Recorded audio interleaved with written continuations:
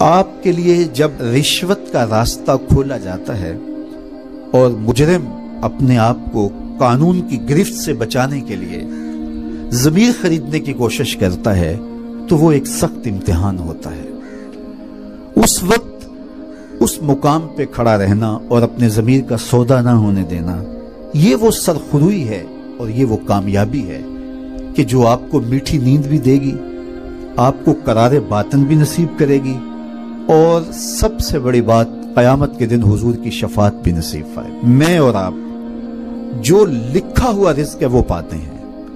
اب اس لکھے ہوئے مقسوم رزق کو حاصل کرنے کے لیے ہم چاہے جائز راستہ اختیار کر لیں، چاہے ہم ناجائز راستہ اختیار، یہ ہمارا اختیار ہے اور اسی اختیار پہ ہمیں پکڑ ہے۔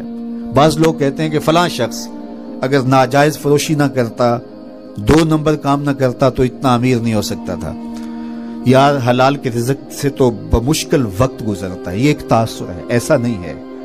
جو مقسوم ہے وہ مل کے رہتا ہے۔ دولت قارون حاصل نہ کی جائے، دولت عثمان حاصل کی جائے۔ جو قسمت میں لکھا ہے وہ ہر صورت ملتا ہے اور وہ ملے گا، وہ ہماری قسمت میں لکھ دیا گیا ہے۔ حضور علیہ السلام نے فرمایا کہ اپنے رزق کو، اپنے مقدر کے مقسوم کو حاصل کرنے کے لیے خوبصورت طریقہ اختیار کرو، اور اللہ تعالیٰ جل شانہ ہمیں حلال رزق کے جو وسائل نصیب فرمائے ہیں اور اس میں جو برکت رکھی ہے۔ دیکھو، کثرت کوئی چیز نہیں ہوتی، برکت بڑی چیز ہوتی ہے۔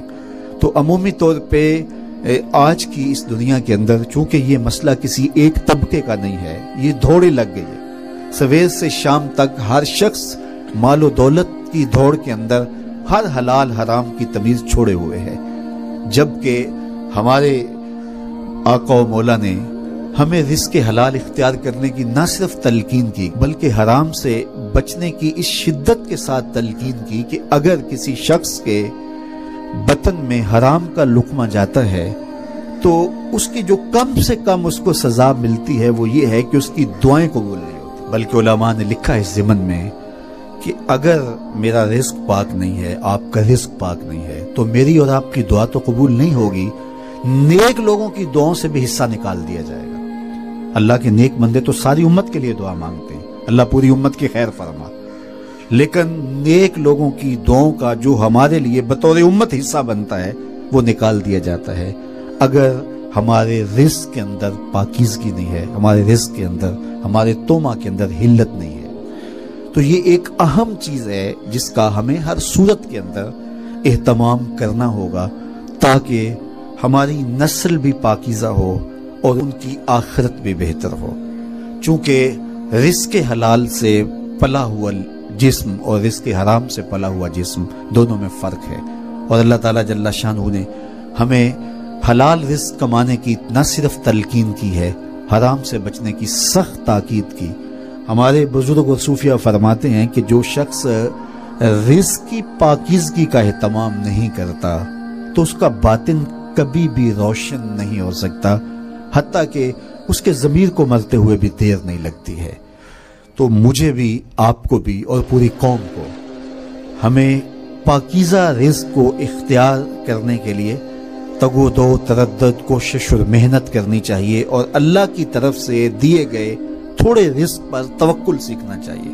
سیدنا علی المرتضیٰ رضی اللہ تعالی عنہ کا ایک فرمان سنیے، آپ نہال ہو جائیں گے کہ میرے حضور نے کیا ارشاد فرمایا کہ بعض کا ایسا ہوتا ہے کہ انسان دائیں بائیں دیکھتا ہے کہ اطراف کے اندر لوگ موج کر رہے ہیں اور میں بھی اسی منصب کا شخص ہوں، لیکن میں رزق حلال کی تلاش میں بہت پیچھے رہ گیا ہوں۔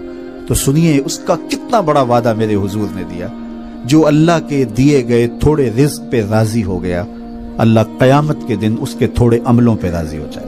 جب آپ افسر بنے تو آپ جن دنوں میں پڑھتے تھے، جن دنوں میں تیاری کرتے تھے امتحانات کی، تو دن رات ایک تھا، شادیاں بھی چھوڑ دیتے تھے، خوشیاں بھی چھوڑ دیتے تھے، نیند بھی پوری نہیں ہوتی تھی، کھانا بھی بعض کا ٹھنڈا ہو جاتا تھا۔ کیوں؟ آپ کی ایک منزل تھی کہ میں اس منزل کو حاصل کرنے کے لیے یہ محنت کر رہا ہوں۔ تو آج آپ کے کندھوں کے اوپر یہ جو پھول لگے ہیں، یہ آپ کا اعزاز ہے، یہ آپ کی تکریم ہے، معاشرہ آپ کو عزت دیتا ہے۔ تو یہ آپ کی اس محنت کا نتیجہ ہے، وہ بوائی کے موسم میں آپ نے بیج بوئے تھے، آج اس کی فصل کاٹ رہے۔ اسی طرح یہ دنیا بوائی کا موسم ہے، سارا آخرت کٹائی کا موسم ہے۔ یہ ساری زندگی ہے کتنی؟ 50 سال، 60 سال، 70 سال کتنی ہوگی؟ یہی زندگی ہے۔